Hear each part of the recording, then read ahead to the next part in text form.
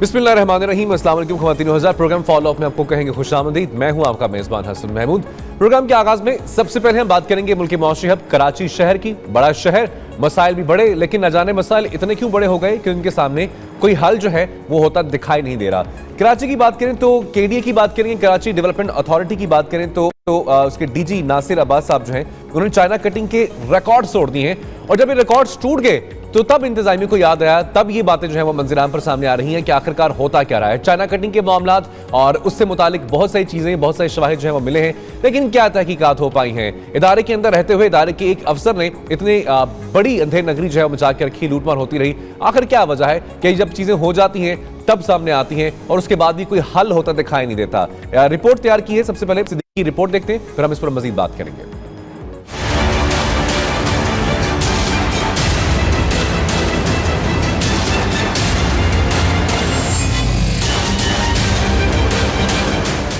$92 news Karachi में कीमती जमीनों की चाइना कटिंग का एक और स्कैंडल मंजरे आम पर ले आया। नए स्कैंडल का मरकजी किरदार कोई और नहीं, खुद डीजी केडीए नासिर अब्बास हैं। केडीए की साबिक खुद मुख्तार हैसियत में बहाली के बाद सरकारी जमीनों की गैर कानूनी अलाटमेंट और चाइना कटिंग के तमाम रिकॉर्ड टूट गए। जराये के मुताबिक केडीए के बहाल होने के बाद गुलिस्तान जौहर, नॉर्थ कराची टाउनशिप, गोरंगी, गुलशन इकबाल में अरबों रुपए की कीमती जमीनें अलॉट की गयी। दस्तयाब रिकॉर्ड के मुताबिक डीजी केडीए ने वजीर बल्दियात जाम खान शोरो के नाम पर भी गुलिस्तान जौहर ब्लॉक 6 में एक कैटेगरी के 3 प्लॉट गुज़िश्ता माह अलॉट किए हैं। इन प्लॉटों की मालियत 1 अरब रुपए तक बताई जाती है। जराये का कहना है डीजी केडीए नासिर अब्बास ने जालसाजी के माहिर कासिम लंबा के जरिए चाइना कटिंग के प्लॉटों के कागजात तैयार करवाए। जराये का कहना है नैब ने अरबों रुपए के स्कैंडल की तहकीकात शुरू करते हुए तमाम रिकॉर्ड तलब कर लिया है। राशिद सिद्दीक, 92 न्यूज, कराची।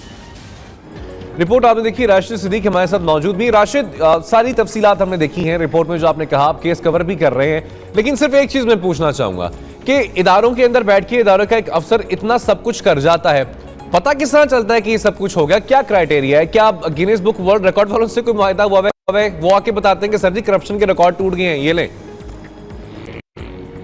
जी देखिए, सबसे पहले तो मैं ये बताता चलूँ कि कराची में चाइना कटिंग होती कैसे है। चाइना कटिंग जो कि खेलों के प्लॉट और मुख्तलिफ होते हैं, रफाई प्लॉट होते हैं, उसके ऊपर जो है वो मुख्तलिफ प्लॉट्स काटे जाते हैं और इसका एक मुनज़्ज़म तरीका होता है। केडीए में माफिया इस कदर मजबूत है कि जब चाइना कटिंग के प्लॉट काटे जाते हैं, उनकी जाली फाइलें बनती, जब वो फाइलें जो है मार्केट में फरोख्त के लिए आती हैं तो 1 लाख रुपए जो रिकॉर्ड का इंचार्ज होता है वो लेता है उस फाइल को रखने के लिए। यानी कि जैसे ही वेरिफिकेशन के लिए, फर्ज करें मैंने कोई चाइना कटिंग का प्लॉट खरीदा है, उसकी मैं जब वेरिफिकेशन के लिए केडीए के रिकॉर्ड रूम जाऊंगा तो मुझे वो फाइल मिल जाएगी, वेरिफिकेशन हो जाएगी कि ये प्लॉट जेन्युइन है। लेकिन जैसे ही ये वेरिफिकेशन होगी, रिकॉर्ड इंचार्ज जो कि 1 लाख रुपए लेता है इसकी वेरिफिकेशन के लिए, वो फाइल वेरिफिकेशन के चंद घंटों के बाद रिकॉर्ड रूम से गायब हो जाएगी। यानी कि ये होती है चाइना कटिंग का एक सबसे पहला मरहला। इस पहले मरहले में जो गैर कानूनी जो जमीन है वो लीगल हो जाती है, वो जायज हो जाती है। जी बिल्कुल, उसकी वेरिफिकेशन होती है। उसके बाद जैसी वेरिफिकेशन कराने, जैसे फर्ज करें मैं जाऊंगा तो मुझे वेरिफिकेशन हो जाएगी, रिकॉर्ड रूम का जो इंचार्ज होगा वेरिफिकेशन कर देगा ये प्लॉट सही है। लेकिन जैसे ही मैं वेरिफिकेशन करा के जाऊंगा, दूसरा कोई शख्स वहां पे वेरिफिकेशन कराने आएगा तो उस प्लॉट की वेरिफिकेशन नहीं होगी। जैसे कि गुलिस्तान जौहर ब्लॉक 6 एक कैटेगरी के प्लॉट हैं, 2/1, 2/2 और 2/3। ये इनके बारे में कहा जाता है कि डीजी नासिर अब्बास ने मुकर्रम सुल्तान बुखारी जो कि उनके असिस्टेंट बताए जाते हैं, उनके जरिए इनकी जाली फाइलें बनवाई और पूरे इदारे में ये मशहूर किया कि ये प्लॉट जो है वो वजीर बल्दियात जाम खान शोरो को दिए जा रहे हैं। एक कैटेगरी के ये प्लॉट हैं, 1 अरब रुपए से ज़ायद बताई जाती है। इन प्लॉटों की वेरिफिकेशन के लिए जब फाइलें केडीए के रिकॉर्ड रूम के इंचार्ज के पास आई तो बाकायदा इसकी वेरिफिकेशन की गई। लेकिन जैसे ही वेरिफिकेशन के बाद इस बात की इतला नैब हुकाम को पहुंची तो नैब हुकाम ने इस मामले की तहकीकात शुरू की और सिर्फ उनको 1 प्लॉट की फाइल दस्तयाब हो सकी है। 2 प्लॉट की फाइल जो है वो रिकॉर्ड रूम से चंद घंटों बाद ही जो है वो गायब कर दी गई, जिसके बाद ये तमाम तर मामला खुले और नैब हुकाम की आंखें खुली और नैब हुकाम ने तमाम तर रिकॉर्ड रोकूंगा। मैंने जो पहले सवाल किया था उसमें फर्दर मैं पूछना चाह रहा हूं, इसी वजह से सवाल पूछना चाह रहा हूं कि वो जब रिकॉर्ड रूम में पैसे लेके साहब मौसूफ पहुंचते हैं, रिकॉर्ड में तब्दीली की जाती है, तो तब्दीली क्या पकड़ी जा सकती है? वो रिकॉर्ड रूम में जो रिकॉर्ड होता है क्या वो भी तब्दील हो जाता है, या जो तब्दीली हुई होती है अगर फर्दर तहकीकात की जाए तो कहां पे और किस तरह से घपला किया गया वो पकड़ा जा सकता है? जी देखिए, जो तहकीकाती इदारे हैं, जैसे कि FIA ने भी जो है वो KDA में प्लाटों के मामलों की तहकीकात की थी और गुलिस्तान जौहर ब्लॉक 6 में तकरीबन 45 जो रिफाई प्लाट्स थे जो कि मसाजिद के लिए थे, स्कूलों के लिए थे, खेलों के पार्क के लिए थे और मुख्तलिफ रिफाई मकासद के लिए अलॉट किए गए थे।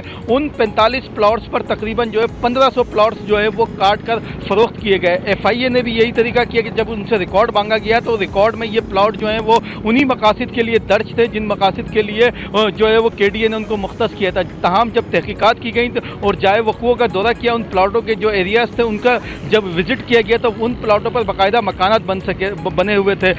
कैमरामैन को आपको छोटी सी मिसाल दूंगा, इस्माइल को कहूंगा, जैसे कि ये खाली प्लॉट मेरे पीछे नजर आ रहा है, ये प्लॉट जो है इस वक्त खाली है और KDA के नक्शे में भी ये प्लॉट जो है वो बिल्कुल खाली होगा। लेकिन जब इस पर चाइना कटिंग की जाएगी तो इसकी जाली फाइलें बनाई जाएंगी और रिकॉर्ड के ऊपर जब मैं उस प्लॉट को जैसे इस खाली प्लॉट को खरीदूंगा उसकी वेरिफिकेशन के लिए KDA में जाऊंगा तो उसकी वेरिफिकेशन बिल्कुल आसानी से हो जाएगी, क्योंकि रिकॉर्ड का अमला और पूरा KDA का अमला जो है चाइना कटिंग माफिया के साथ मिला हुआ होता है, अपना अपना हिस्सा लेता है। उसके माहिर कासिम लंबा है, वहाँ पर सबसे ज़्यादा माहिर है। सबसे पहली जो चाइना कटिंग KDA के अफसर ने की, आरिफ KDA वाला, वो तमाम के तमाम उनका असर और रसूख, उनका पूरा नेटवर्क मौजूद है। DG KDA नासिर अब्बास उसी नेटवर्क को जो है वो इस्तेमाल करते हैं, उसी नेटवर्क को उन्होंने जो है वो वहाँ पर रखा हुआ, जबकि इसके मुकाबले में KDA में सलाहियत लोग भी मौजूद हैं। अपने असिस्टेंट जो कि रिटायर्ड ए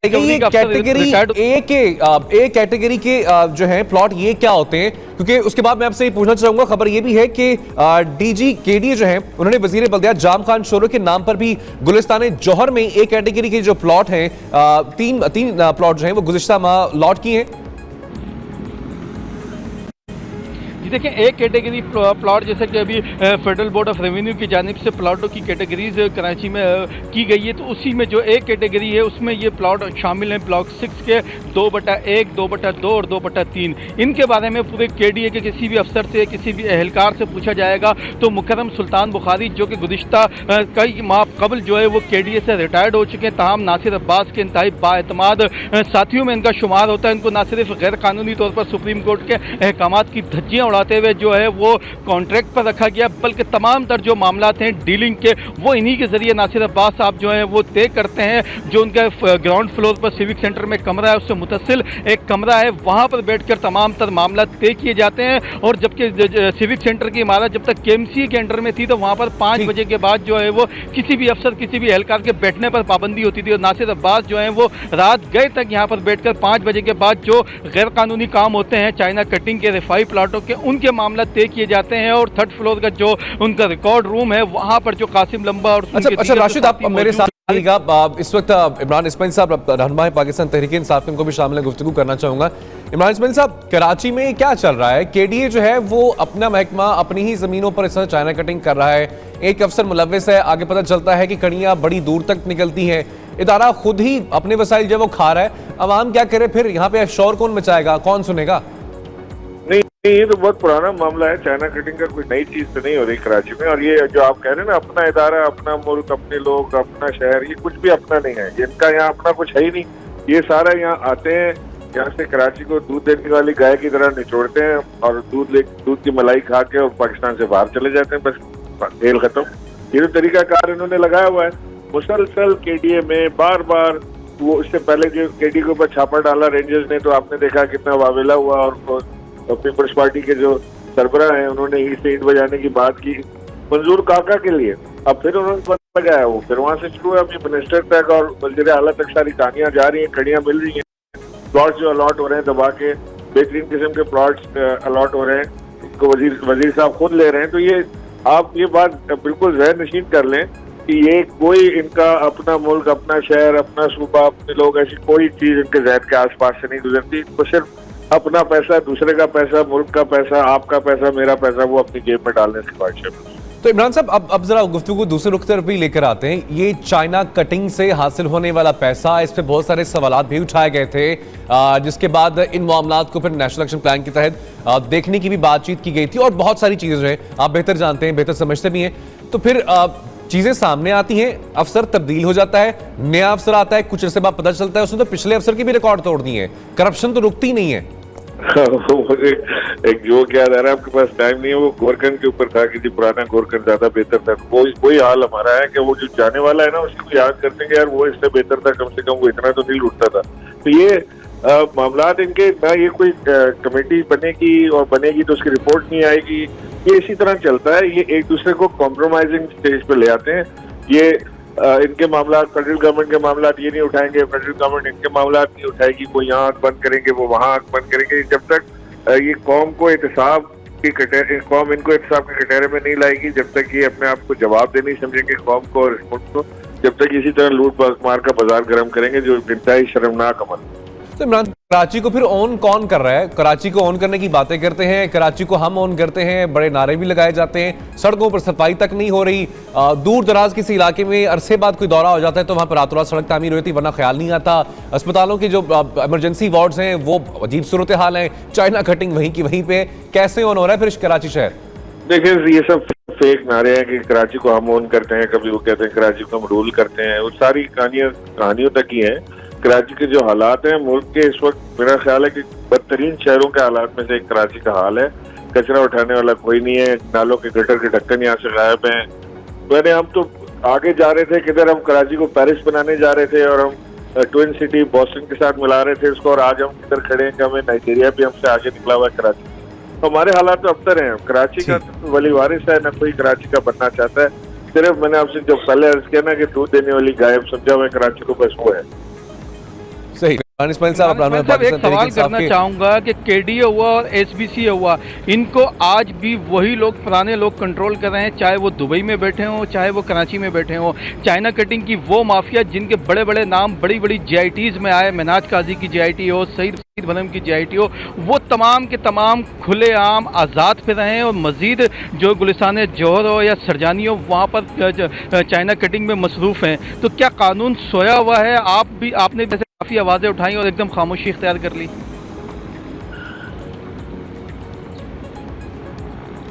इमरान इस्माइल साहब हमारे साथ हैं। अच्छा, इमरान इस्माइल साहब की कॉल जो है वो ड्रॉप हो गई है।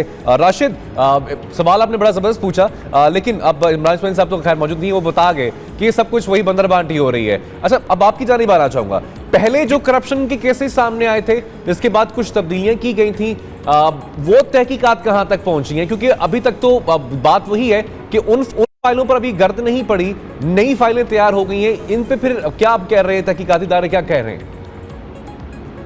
ये देखिए, यही एक सबसे बड़ा सवाल है जो कराची ऑपरेशन के हवाले से जब कहा गया कि कराची में जो चाइना कटिंग है उससे आने वाला जो पैसा है वो दहशतगर्दी में इस्तेमाल होता है, तो तहकीकाती इदारों ख़ासतौर पर रेंजर्स ने इस हवाले से बहुत काम किया, बहुत सी जीआईटीज़ बनाई, उसमें जो इन लोगों में चाइना कटिंग करने वाले, उनके पैसा इस्तेमाल करने वाले और पैसा बाहर भेजने वाले, और बाहर से फिर वो पैसा जो वापस आता है कराची में दहशतगर्दी में इस्तेमाल होता है, उन तमाम लोगों का जो है न सिर्फ सुराख लगाया बल्कि पकड़ने की भी कोशिश की गई। कुछ अरसे तक होश हुए, जब मामला कुछ ठंडे पड़े थे वो लोग फिर से मंजर आम पे आए। यही वजह है कि केडीए में एक बार फिर जो है वो चाइना कटिंग का सिलसिला शुरू हुआ और उसके डीजी खुद उसमें मुलविस हुए। उनका पूरा अमला पूरा का पूरा वही है जो चाहे 2012 में था, चाहे 2013 में था, चाहे 2014 में था, चाहे 2015 में था। आज भी जो नासिर अब्बास के मातहत अफसरान हैं, मातहत लोग हैं, वो वही के वही हैं जो माजी में भी चाइना कटिंग में मुलविस थे, जिनके नाम बड़ी बड़ी जीआईटीज़ में मौजूद हैं, नेब की तहकीकाती रिपोर्ट्स में मौजूद हैं, वो रिपोर्ट्स हमारे पास भी मौजूद हैं। वो बिल्डर्स भी और वो कब्जा माफिया के लोग भी जो कि गुलशन इकबाल में चाहे राशिद फ्रंट में हुए, अब थोड़ा सा तरीका वारदात तब्दील किया गया। अच्छा, ये लंबा साहब की क्या कहानी है, इसके बारे में आपने जाना? क्या कहते हैं ये लंबा साहब, क्या करते क्या हैं? बेसिकली कासिम लंबा जो हैं वो डॉक्यूमेंट्स जाली बनाने में माहिर हैं, मुख्तलिफ लोगों के दस्तखत करने में इनके बारे में कहा जाता है कि बहुत एक्सपर्ट हैं। इन्होंने भी जो माजी में चाइना जो कटिंग की गई थी उसमें अपनी अहलिया के नाम पर 2 प्लॉट जो है वो गुलिस्तान जौहर में लिए थे, 1 प्लॉट अपने नाम पर लिया था, और अब से कुछ अरसे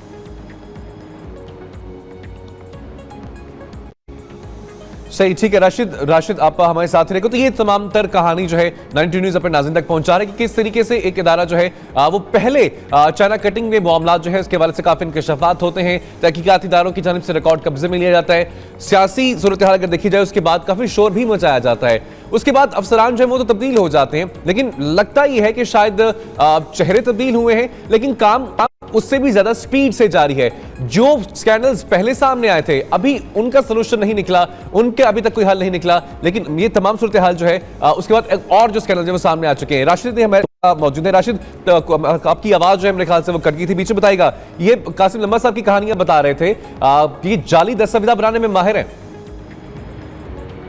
ये बिल्कुल जाली डॉक्यूमेंट्स जो भी केडीए में बनती हैं उसके लिए आरिफ केडीए वाला नासिर, कासिम लंबा और इसके अलावा एक गुलशन इकबाल का एक बिल्डर है आसिफ, उसके हवाले से कहा जाता है कि वो जाली डॉक्यूमेंट्स बनाने में केडीए के तमाम तर जो मामला होते हैं उसका वो एक्सपर्ट है। रेलवे सोसाइटी के मामला हों जो गुलशन इकबाल ब्लॉक केदारडी में वहाँ पर कब्जा हो या ज़मीनों पर उसके हवाले से चाइना कटिंग का सिलसिला हो, तो इन तमाम लोगों के नाम न सिर्फ कराची की 2 बड़ी GITs बनी थी, महनाज काजी जिसको 9-0 से गिरफ्तार किया गया, 9-0 का सिक्योरिटी इंचार्ज था, सईद भरम, इन तमाम GITs में जिन जिन लोगों के चाइना कटिंग में ज़मीनों पर कब्जे के नाम थे वो चाहे वो KMC के अफसरान हो, चाहे वो केडीए के अफसरान हो, चाहे वो कब्जा माफिया के लोग हों, वो लोग तमाम के तमाम लोग जो है वो न सिर्फ आज़ाद करें बल्कि नई जो चाइना कटिंग की जा रही है इस वक्त गुलिस्तान जौहर सरजानी टाउन में और न्यू कराची टाउनशिप में, उसमें वो मुकम्मल तौर पर जो है वो मुलविस हैं। और सबसे हैरत अंगेज़ बात यह कि कराची की सबसे बड़ी जमात मुत्तहिदा कौमी मूवमेंट पाकिस्तान वो इस तमाम तर मामला पर जो है वो खामोश है। उसने पानी के लिए तो आवाज़ उठाई,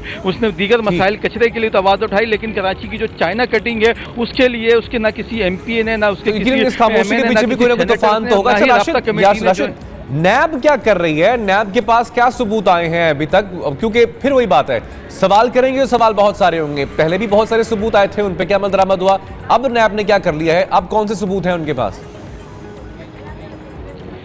जी, नैब ने चाइना कटिंग के हवाले से केडीए के 2 अफसरान को जो है वो माजी में गिरफ्तार किया था, जिसमें से एक जो है वो नैब का एक कानून है का, उसके तहत वो रकम देकर रिहा हो गया था और आज भी वो अब केडीए में तो नहीं है लेकिन केडीए के बाहर रहते हुए वो जो है तमाम तर जालसाजी में मसरूफ़ है। इसके अलावा अब जो नई तहकीकात शुरू की गई हैं वो अभी इब्तदाई मराहिल में है। रिकॉर्ड हासिल किया गया है, उसको देखा जा रहा है कि किस तरह इस रिकॉर्ड में रद्दोबदल करके जाली डॉक्यूमेंट्स बनाकर जो है वो नई चाइना कटिंग की जा रही है। इस हवाले से 2 अफसरान को जो है वो नैब के DG ने तैनात किया है इस तमाम तर तहकीकात के लिए। और ये तहकीकात का, क्योंकि नैब का एक जो तहकीकात का अमल होता है वो काफ़ी तवील होता है, तकरीबन महीनों तक और कभी कभी सालों तक जो है वो तहकीकात चलती है। और नतीजा जब कोई प्रेशर आता है या कोई अफसर रिटायर्ड होकर अपने घर जाकर बैठ जाता है तो उसके बाद कुछ नतीजे आने शुरू होते हैं। फौरी तौर पर जब कोई चीज़ हो रही होती है, जैसे अब चाइना कटिंग हो रही है, तो उसको रोकने के लिए कोई कानून, कोई इदारा जो है वो हरकत में नहीं है। तमाम के तमाम लोग, सबको इल्म है कि ये मामला चल रहे हैं और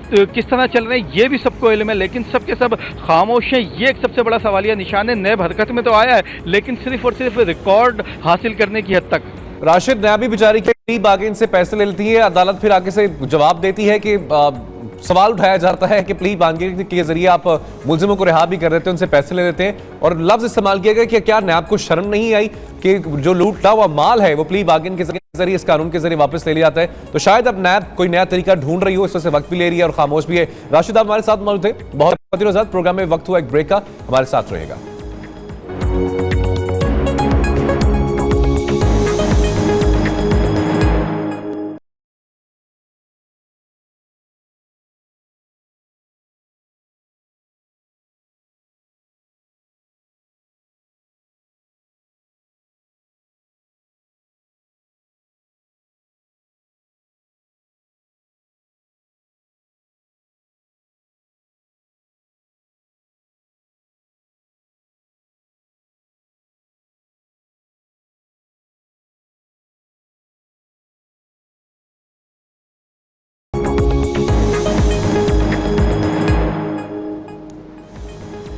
वेलकम बैक जी। खबरें हज़रात, लाहौर की अब कुछ बात करते हैं, माल रोड का जिक्र करते हैं। माल रोड किसी ज़माने में जब नाम लिया जाता था तो लाहौर की खूबसूरत शाहरा, बहुत सारी पाकिस्तान के, खासतौर पर लाहौर की बात की जाए तो बड़ी कदीमी इमारत भी वहाँ पर, इमारत भी वहाँ पर हुआ करती थी। लेकिन अब तो माल रोड का अगर नाम लिया जाता है तो कोई ना कोई एहतजाज और धरना ही जहन में आता है। यंग डॉक्टर्स की बात करते हैं। 5वें दिन जनाब आखिरकार यंग डॉक्टर्स एसोसिएशन का जो धरना था उसे मंतकी अंजाम तक पहुंचा दिया गया है और चीफ एग्जीक्यूटिव न्यू अस्पताल जो है उनकी तरफ से इंतकामी कार्रवाई ना करने और जायज मुतालबात तस्लीम करने की यकीन दहानी कराने के बाद आखिरकार डॉक्टर जो हैं वो वापस अपने अस्पताल की तरफ गए। लेकिन सवाल यहाँ पर यह भी है कि क्या सिर्फ यही वजह थी, क्योंकि काफी पुख्ता अज़ाइम नजर आ रहे थे यंग डॉक्टर्स के, उन्होंने तो ठान रखी थी कि नहीं उठना यहाँ से जब तक मुतालबात मंजूर हो नहीं जाते। तो सर्दी लगी या कुछ और वजूहात हैं, रिपोर्ट देखते हैं, उसके बाद भाई हम इस पर मजीद बात करेंगे।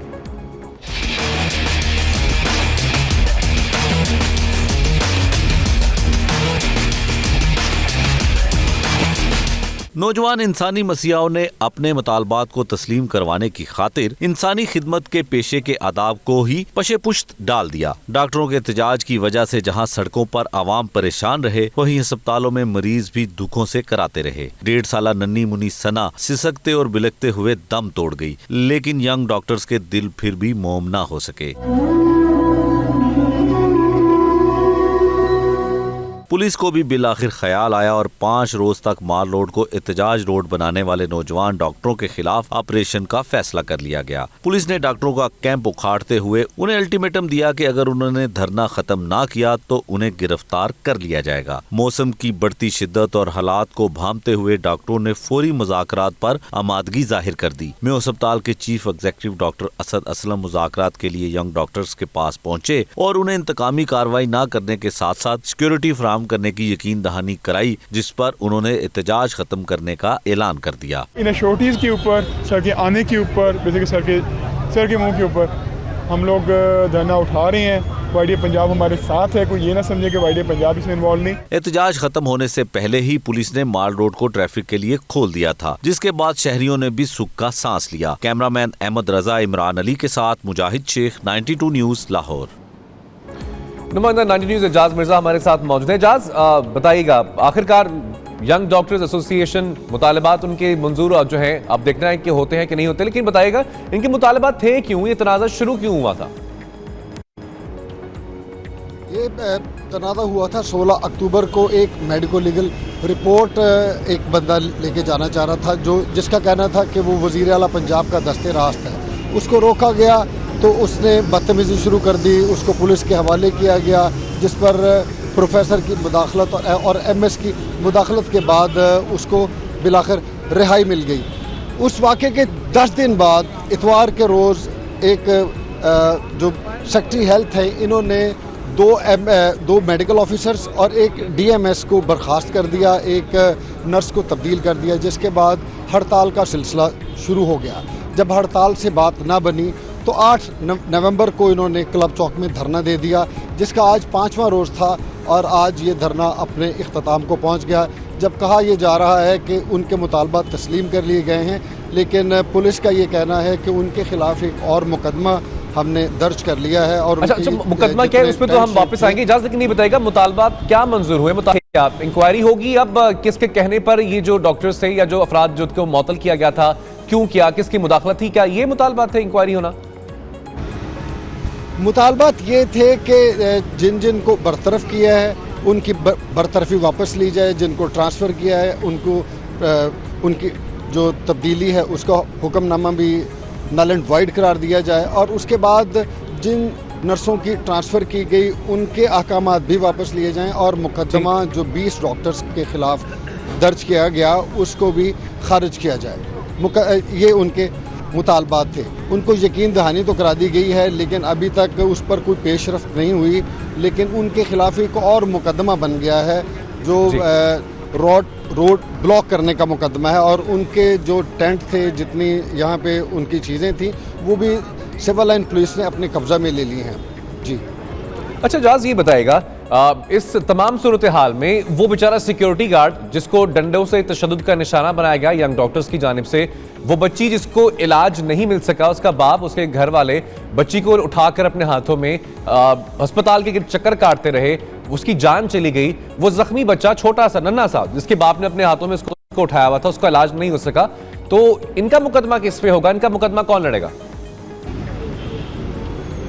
देखिए, यहाँ पे उन लोगों का मुकदमा जिनकी कोई यूनियन नहीं होती, जो इनफरादी तौर पर होते हैं, उनका मुकदमा तो मैं समझता हूँ अल्लाह की अदालत में ही पेश होता है। लेकिन यहाँ पे ये जो 20 डॉक्टरों पे मुकदमा दर्ज किया गया है, इनके खिलाफ अभी तक तो कार्रवाई नहीं हुई, लेकिन उम्मीद वो डॉक्टर ये कर रहे हैं कि वो मुकदमा खारिज हो जाएगा। जी अच्छा जस्ट बताइएगा, अब खबर यहाँ पे ये भी आई है कि यंग डॉक्टर्स ने माल रोड जो है वो खाली कर ली है, अब वहां पे कुछ और एहतजाजी पहुंच गए हैं। ये एहतजाजी कौन है? यंग डॉक्टर्स ने तो ये सारा मॉल रोड खाली कर दिया है और उनका जो कैंप था वो उखाड़ कर GOR गेट के सामने उन्होंने शिफ्ट कर दिया था पुलिस ने। कुछ मुजाहिरीन और भी आए, वाटर मैनेजमेंट बोर्ड के मुलाजमीन, वो ऐसे कॉन्ट्रैक्ट मुलाजमीन हैं जो 1740 मुलाजमीन हैं और 12 साल से कॉन्ट्रैक्ट मुलाजमत पे वो मतलब महकमा ज़राअत में। ठीक है, इजाज़त आप एक ब्रेक के लिए मुझे कहा जा रहा है, खौतीन रज़ा ब्रेक की जानिब बढ़ेंगे, ब्रेक के बाद वापस आएंगे, यहीं से गुफ्तगू के सिलसिले को आगे बढ़ाएंगे। स्टे विद अस।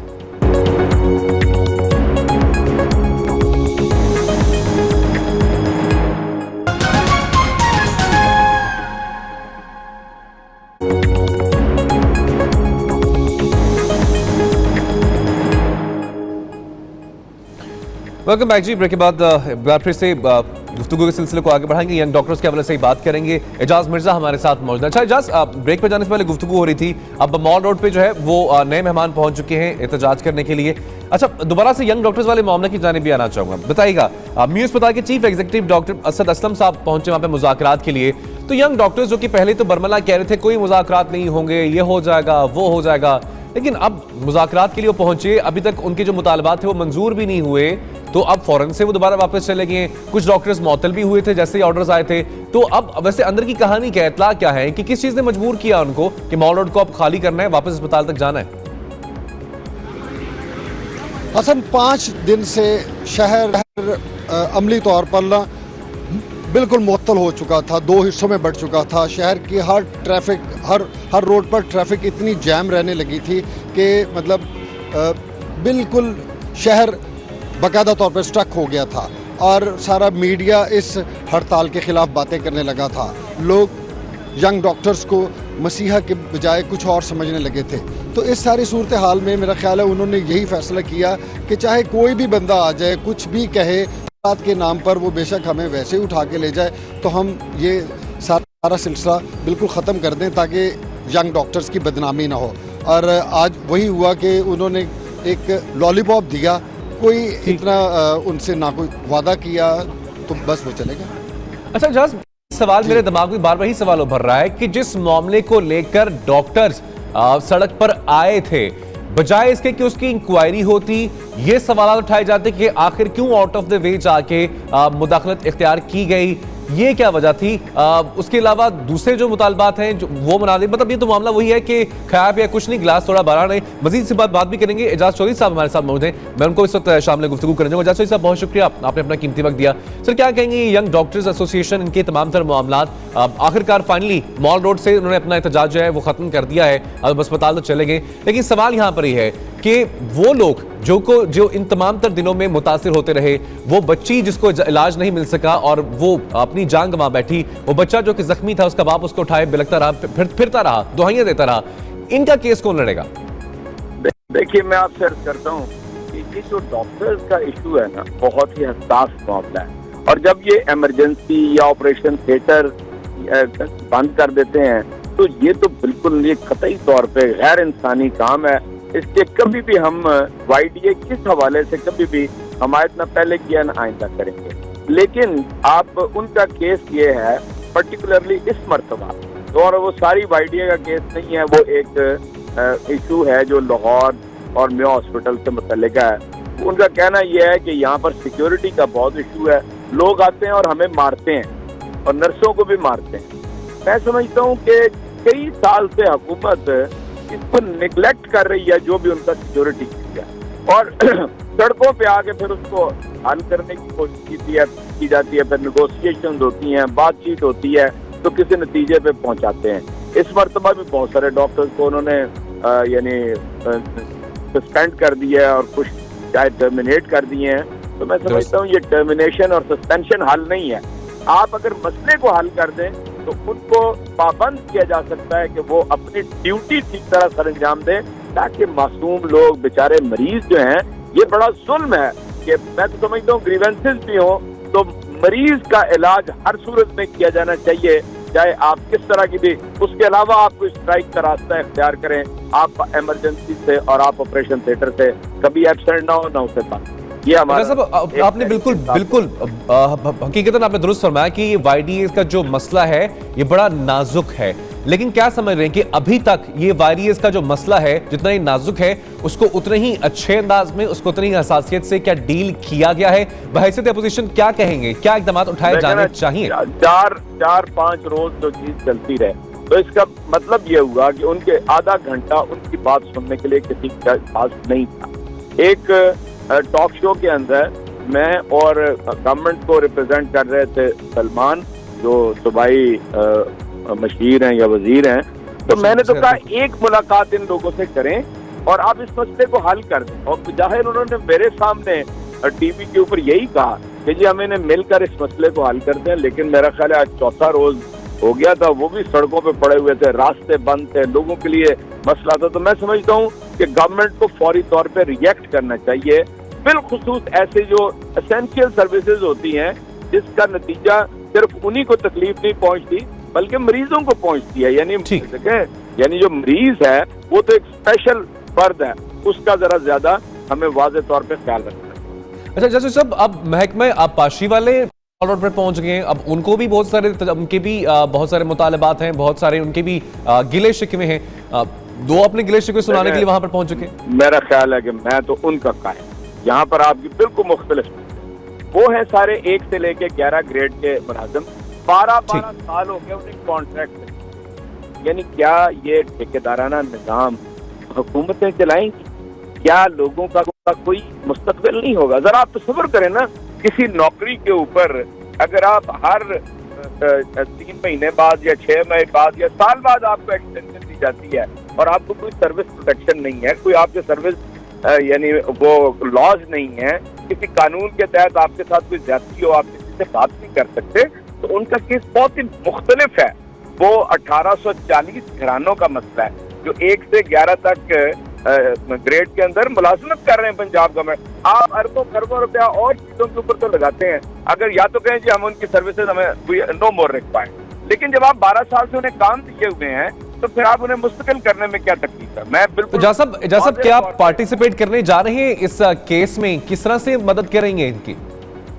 मैं तो जी आपको शायद अंदाजा है, आज से 2 रोज पहले जिस दिन वो आए थे मैंने वहां पर जाके उनकी हमायत का ऐलान किया, हर इशू को मैंने उठाया, टॉक शो में मैं बात कर रहा हूँ, प्रेस में बात कर रहा हूँ। इसी तरह हमारे अपोजिशन लीडर पंजाब असेंबली के वो उनके पास गए, असेंबली में हम इस मसले को उठा रहे हैं।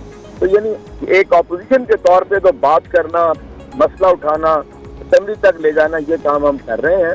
असल काम तो फिर हुकूमत के हाथ में है जो अरबों खरबों रुपया दूसरे प्रोजेक्ट पे इस्तेमाल कर रही है और अपने 1840 लोग 12 साल से मुलाजमत जो कर रहे हैं कॉन्ट्रैक्ट पे, उनके साथ कोई फैसला कौन नहीं करती। उन्हें अक्टूबर में भी बुलाया गया, जो असल मसला है 16 अक्टूबर को भी उन्हें बुलाया गया, 3 दिन यहाँ पर बैठे रहे।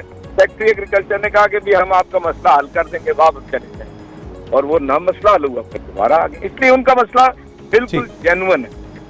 दुरुस्त। एजाज सोही साहब आपने अपना बहुत एजाज सोही साहब आपकी कीमती वक्त का। एजाज मिर्जा आप वहां पर मौजूद हैं, अब आखिरी लम्हात प्रोग्राम के मुख्तसर आपसे जानना चाहूंगा इस वक्त माल रोड की क्या सूरत हाल है? कोई मुलाकात हुई, कोई पैगाम यहाँ तक पहुंचा इन तक बेचारों तक कि इनके मुतालबात सुनने के लिए कोई हुकूमती शख्सियत यहाँ पर पहुंचेगी, आएगी, मुतालबात सुनेगी इनके? हाँ सर, हुकूमती शख्स तो यहाँ पे अभी तक नहीं आया, अलबत्ता उनके मुतालबात का पहला दौर डायरेक्टर जनरल एग्रीकल्चर के साथ हो रहा है, वाटर मैनेजमेंट पंजाब के जो नुमाइंदगान हैं CCPO लाहौर के ऑफिस में, और उन्होंने अपने मुतालबात भी रख दिए हैं कि उनके जो 1740 कॉन्ट्रैक्ट मुलाजमीन हैं उनको मुस्तकिल किया जाए, जो बरतरफ किए गए मुलाजमीन हैं उनको बहाल किया जाए और उनकी 2 माह से रोकी गई जो तनख्वाह है उसको जारी किया जाए। और अभी मुज़ाकरात जारी हैं, लेकिन मुज़ाकरात के दौरान ही पुलिस की वाटर कैनन भी यहाँ पे आ चुकी है और 2 पुलिस की खाली लगता है कि पुलिस जो है उनको यहाँ से हटाने की तेमली और इसी दर पे है। एजाज चौधरी आप हमारे साथ मौजूद थे, बहुत शुक्रिया। ख़वातीन इसी के साथ आज के प्रोग्राम का वक्त खत्म होता है। अपने फीडबैक से हमें जरूर आगाह कीजिएगा और अपने मेज़बान हसन महमूद को इजाज़त दीजिए। अल्लाह हाफिज़।